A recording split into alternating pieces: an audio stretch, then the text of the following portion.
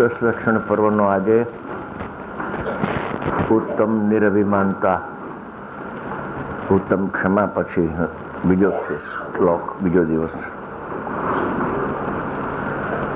ઉત્તમ જાતિ, ઉત્તમ કુળ, ઉત્તમ બળ, જ્ઞાન વગેરેના અભિમાનનો ત્યાગ તે માર્દવ છે. આ માર્દવ ધર્મનું અંગ છે. જેઓ પોતાની સમ્યજ્ઞાન રૂપી દ્રષ્ટિથી સમસ્ત જગતને સ્વપ્ન તથા ઇન્દ્રજાળની સમાન દેખે છે, તેઓ તે ઉત્તમ નિરભિમાનપણે કેમ ન ધારે, અર્થાત અવશ્ય ધારણ કરે છે. આ સમ્યક દર્શન પૂર્વકના ચારિત્રના 10 ભેદ છે જે મુનિરાજને હોય છે. હવે આપણે સમ્યક દર્શન કેમ પ્રગટ થાય ચારિત્ર પહેલાં જે ગુરુદેવની મુખ્ય પ્રણાલિકા અથવા ઉપદેશ હતો કે પ્રથમ સમ્યક દર્શન પ્રગટ કરો, પછી ચારિત્રની વાત હોય, પહેલાં ચારિત્ર ન હોય. હવે સમ્યક દર્શન કેમ પ્રગટ થાય એ આ છઠ્ઠી ગાથામાં આખો એનો વિષય આવ્યો છે. સંપૂર્ણ વિષય આવી ગયો છે. આ છઠ્ઠી ગાથાનો વિસ્તાર, એનું નામ 415 ગાથા છે. આ સંક્ષેપમાં દ્રષ્ટિનો વિષય પણ પૂરો આમાં છે અને જ્ઞાનનો વિષય જે જ્ઞેય થાય છે અનુભવના કાળમાં એની પ્રક્રિયા પણ આમાં પૂરેપૂરી આપી દીધી છે. હવે અનાદિકાળથી જીવને વ્યવહારનો પક્ષ છે. એ વ્યવહારના પક્ષના બે પ્રકાર છે કે આત્મા પરિણામથી રહિત હોવા છતાં પણ અનાદિકાળથી પોતાના અજ્ઞાનને કારણે અથવા જેને ભેદ જ્ઞાનની શક્તિ બીડાઈ ગઈ છે, ઉઘડી નથી, એવા પ્રાણીઓ પોતાના આત્માને પર્યાયથી સહિત માને છે. એ મિથ્યા દર્શન ને મિથ્યા જ્ઞાન છે.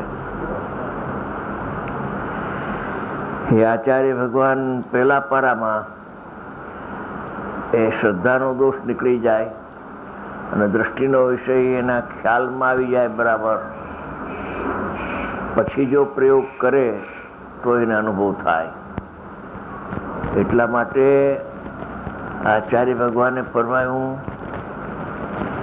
કે આ જ્ઞાયક ભાવ છે, તે જ્ઞાયક ભાવમાં શુદ્ધાત્મ તત્વમાં, આશ્રયભૂત તત્વમાં, જેમાં હમ કરવું છે એવા સ્વભાવમાં પ્રમદ અપ્રમદ દશાઓ નથી. એવો શુદ્ધાત્મા લક્ષ્યમાં લેવા જેવો છે અને એની ઉપાસના કરવાની છે. ઉપાસના કરવાથી આત્મા શુદ્ધ છે એમ એને અનુભવમાં આવી જાય છે. પણ દ્રષ્ટિના વિષયની જેને ભૂલ છે કે આત્મા પર્યાયથી સહિત છે, રાગથી સહિત, ઉત્પાદિત સહિત, બંધમોક્ષથી સહિત છે, રહિત, અનાદિ અનંત રહિત છે. એક સમય માત્ર પણ દ્રષ્ટિના વિષયમાં કથનચિત નથી. કથનચિત સહિત ને કથનચિત રહિત એ દ્રષ્ટિના વિષયમાં નથી. સર્વથા ભિન્ન છે, પર્યાય માત્ર. બંધમોક્ષના પરિણામ આત્માથી સર્વથા ભિન્ન છે. કથનચિત ભિન્ન ને અભિન્ન એ વસ્તુમાં નથી. આ વસ્તુ પેલી એને ખ્યાલમાં આવે. જે આજ 45 વર્ષ સુધી જે ઉપદેશ આપ્યો ગુરુદેવ, એ ઉપદેશની મુખ્ય ધ્વનિ આ હતી કે તું તારા આત્માને પરિણામથી ભિન્ન જાણ. પુણ્ય પાપના પરિણામથી તારો આત્મા ભિન્ન છે. શુભાશુભ ભાવથી તારો આત્મા ભિન્ન છે. નવતત્વના ભેદમાં સંવર નિજરા ને મોક્ષ જે પ્રગટ થાય છે ત્યારે પણ તારો આત્મા એનાથી સહિત નહીં, રહિત જ રહેશે. મોક્ષની પર્યાય પ્રગટ થશે ત્યારે પણ તારો ભગવાન જે આત્મા છે, દ્રષ્ટિનો વિષય, એ આજે રહિત થયો એ અનાદિ અનંત રહિત જ રહેશે તારી શ્રદ્ધામાં, દ્રષ્ટિમાં. સહિતપણે તારા શ્રદ્ધામાં એ આવવાનો જ નથી, કેમ કે વસ્તુ એવી નથી. પછી સહિતનો પાઠ અમે જ્યારે જ્ઞેયની પ્રધાનતા આવશે ત્યારે બતાવશો તમને. પણ પહેલાં પારામાં જો પરિપક્વ સ્થિતિ હશે તો બીજા પારામાં આવશે. આજે બીજો પારો આપણે લેવાનો છે. જ્ઞાકાર અવસ્થામાં જ્ઞાયક ગણાય છે. એ બીજો પારો આજ લેવાનો છે. એટલે પહેલો પારો પરિપક્વ થઈ ગયો હોય તો જ આ બીજા પારાનું રહસ્ય અને ખ્યાલમાં આવશે અને એ પ્રયોગ કરશે તો સફળ થશે. બાકી 4-4, 6-6, 8-8 કલાક ધ્યાનમાં બેસશે તો ધ્યેયની ભૂલ છે, તો ધ્યાનની ભૂલ છે. ધ્યાનની ધ્યેયના સ્પષ્ટ જ્ઞાન વિના કદી પણ ધર્મ ધ્યાન પ્રગટ થઈ શકતું નથી. એટલે પહેલી ધ્યેયની ભૂલ કાઢવાની જરૂર બહુ છે અને એના ઉપર ગુરુદેવે ખૂબ વજન આપીને આપણને ખૂબ સમજાવ્યા છે. હવે કેટલાક જીવોને એ શ્રદ્ધાનો વિષય બેસી ગયા પછી પણ એને અનુભવ થતો નથી. એક પડખું લગભગ જ્યાં સુધી એની બુદ્ધિ પહોંચે છે ત્યાં સુધી ચોખ્ખું થયું છે, અનુભવ થયો નથી હજી. છે એ વ્યવહારથી કહ્યું છે આ વ્યવહારના વાક્યમાંથી તને જો નિશ્ચય કાઢતા આવડે તો તારું કામ થશે, નકર સ્વપર પ્રકાશકના નામે પણ તું રહી જઈશ. એટલે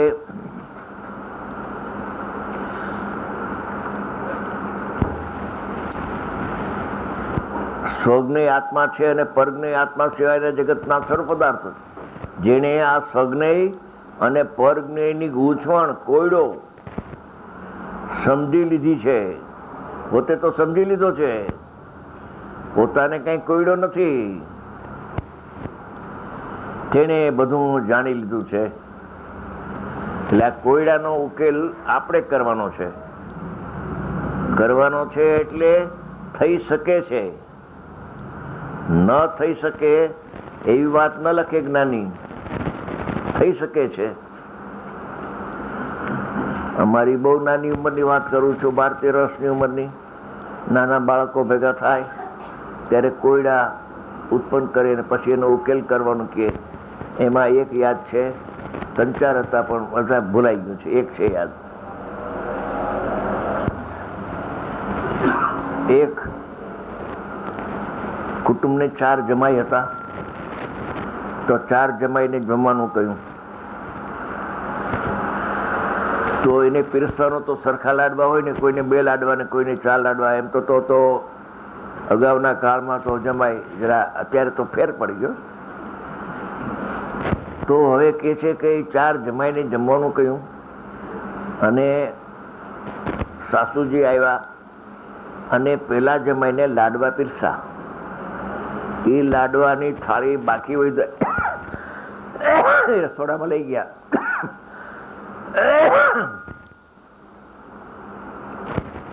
અહીંયાથી ડબલ કરીને આવ્યા લાડવા,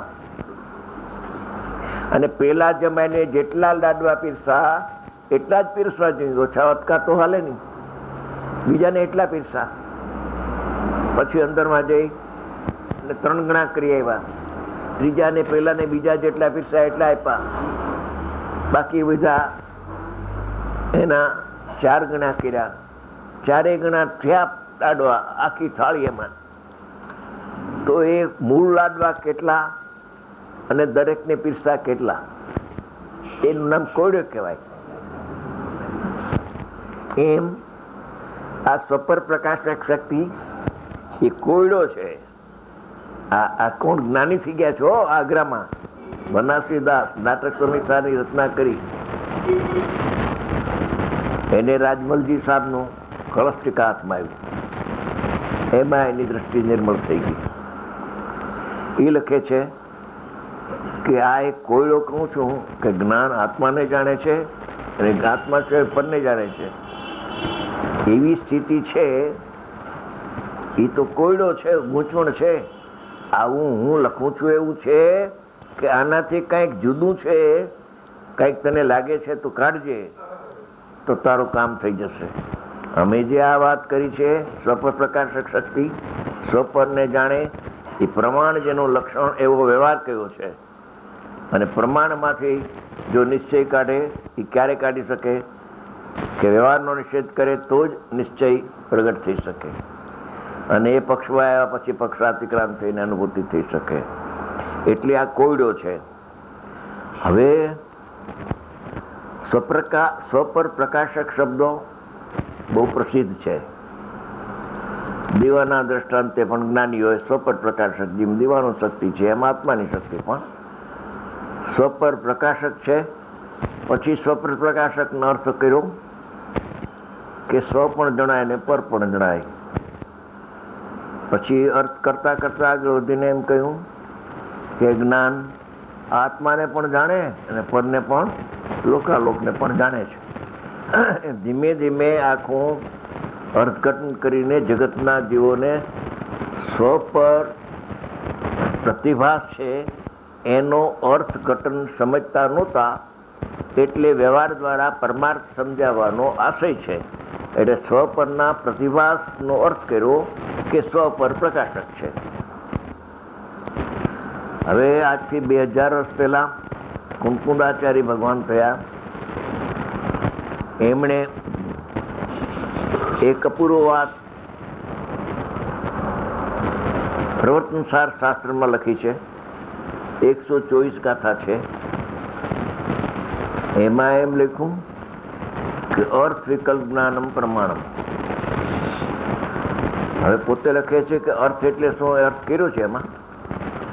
અર્થ એટલે સ્વ અને પર એના વિભાગપૂર્વક યુગપદ બેયનું અવભાષણ, પ્રતિભાષણ બેયનું ઝલકવું એકાર્થવાચક. પ્રતિભાસ કયો, અવભાષણ કયો કે બે પદાર્થ ઝલકે છે એમ કયો, એકાર્થવાચક છે. તો કહે છે કે એવું વસ્તુનું સ્વરૂપ છે. પછી પુરુષાર્થ સિદ્ધિ ઉપાય આપવો. આ બધી ભૂમિકા બંધાય છે કે સ્વપર પ્રકાશકમાંથી સ્વપ્રકાશક કાઢતા આત્માનો અનુભવ થાય છે. સ્વપર પ્રકાશકના પક્ષમાં આત્માનો અનુભવ થઈ શકતો નથી, પણ વ્યવહાર હોવાથી દૃઢતર થતા મિથ્યાત્વ દ્રઢ થાય છે. ગળતું પણ નથી.